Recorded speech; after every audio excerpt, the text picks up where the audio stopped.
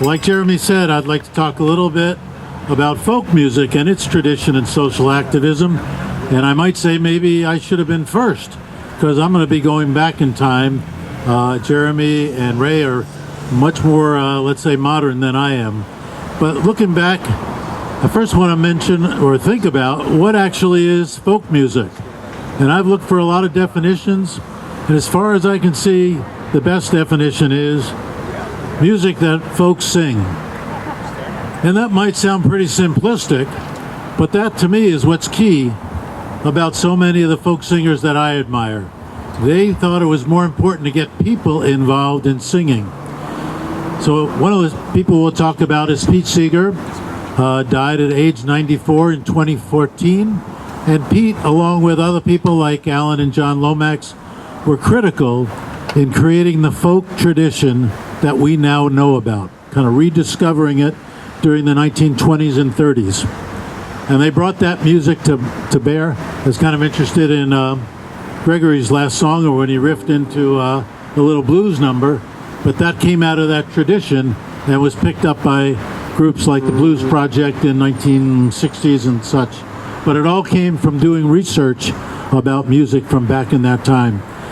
So a lot of you might know about Pete Seeger because of his role in discovering Bob Dylan, which was so well portrayed in the biopic about Bob Dylan. What was it called? No Direction Home. That's why I brought Willie along. Help me along.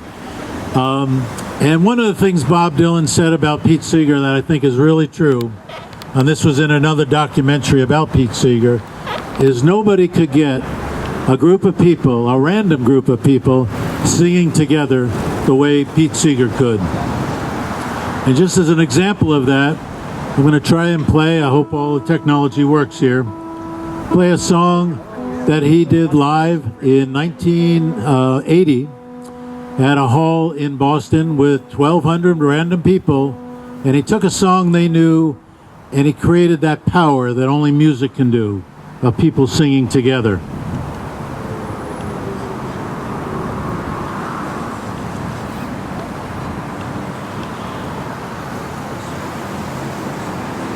And of course it's not working right now. Has somebody turned off the Bluetooth? Hold on.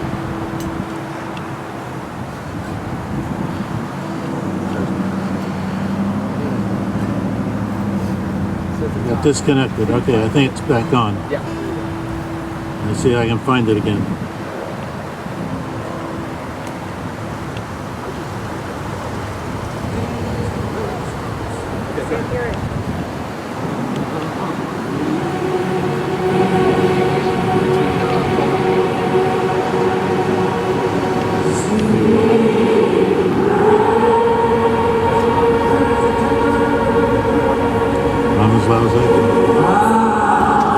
That's good.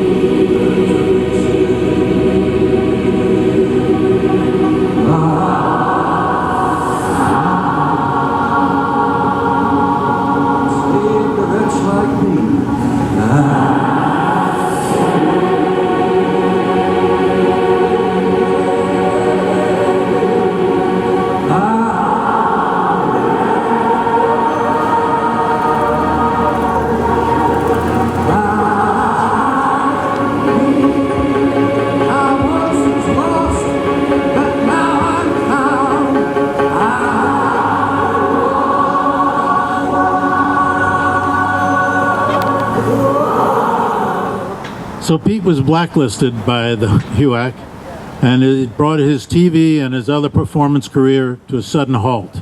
He couldn't sing, he couldn't speak.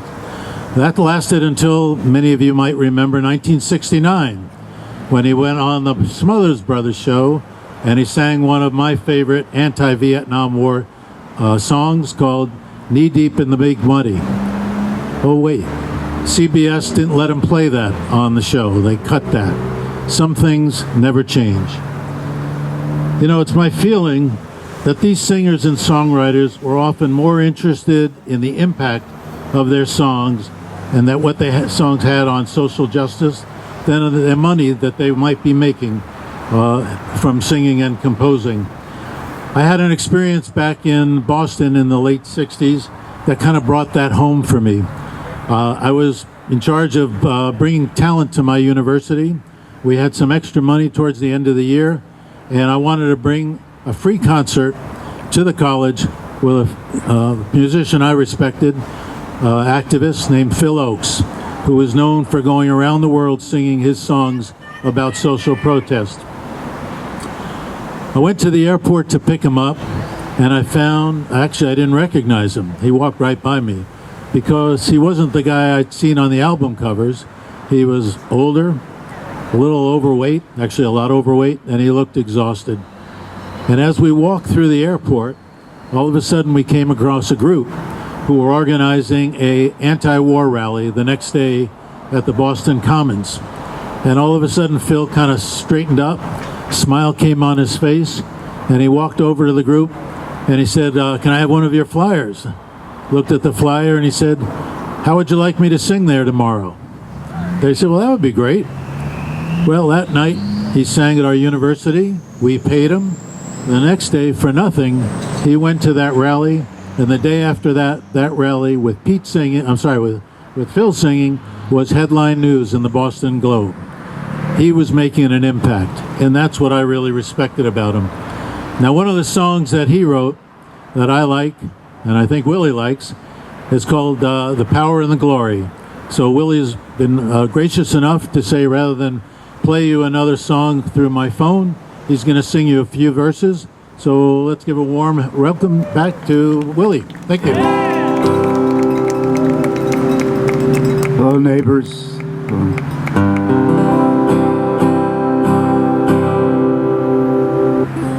This is Power and the Glory. Phil originally wrote 3 verses to it, and then later a 4th verse. We'll talk about that after. Come and take a walk with me through this green and growing land. Walk through the deserts, walk through the sand, walk through the deserts and the rivers and the plains. Walk through the sun, walk through the rain. Here is a land full of power and glory, beauty the words cannot recall. Oh, her power shall rest on the strength of her freedom. Her glory shall rest on us all. From Colorado, Kansas, and the Carolinas to Virginia and Alaska, from the old to the new, Texas and Ohio and the California shore.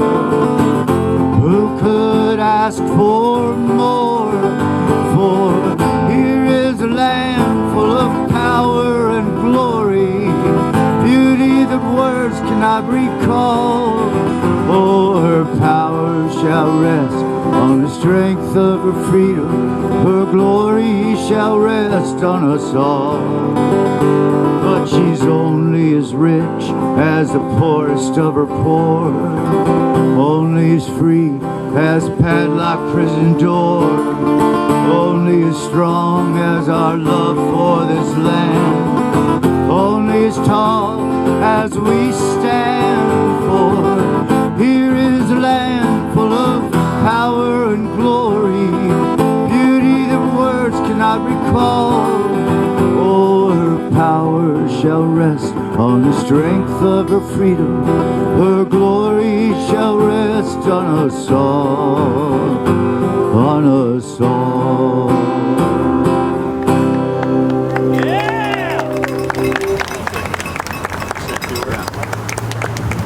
So as Willie alluded to, there was another verse, but it never made it on a record. It was just a little too controversial, but I think the lyrics of this 4th verse probably are more apropos today than ever before. So with that, I'll turn it back to Willie. This is great. I got 2 roadies. Oh, perfect. This guy's got it. Okay.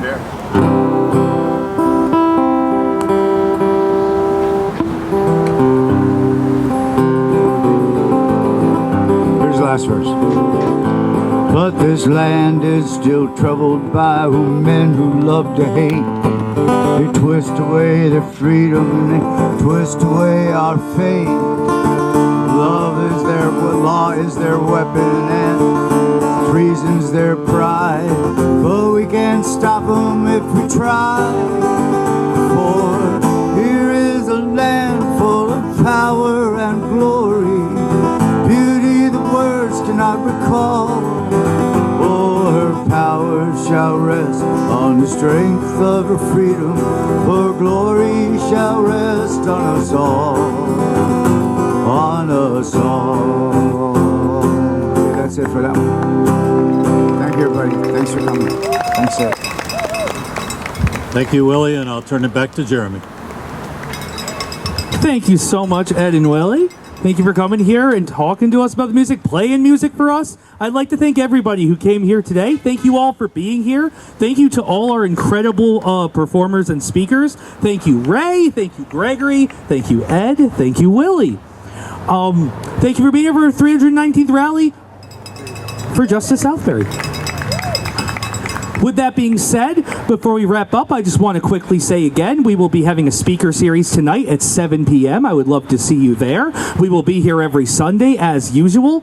And lastly, it is not lost on me that it is July 5th, and we didn't really have a July 4th rally. So I know that we're not going to really take as much time to talk specifically about July 4th, but it really isn't lost on me that in a time built around celebrating this country and celebrating what it's made of and celebrating what it's done, we have found parts of this country that we are so proud of and excited to celebrate. And I think it is sometimes a little complicated. This country is a complicated place, but I'm so glad to be able to come here and celebrate people who did help build America, people who are Americans to their core, who believed in the American promise and fought for it and found ways to do so. So thank you for being here, staying for social justice.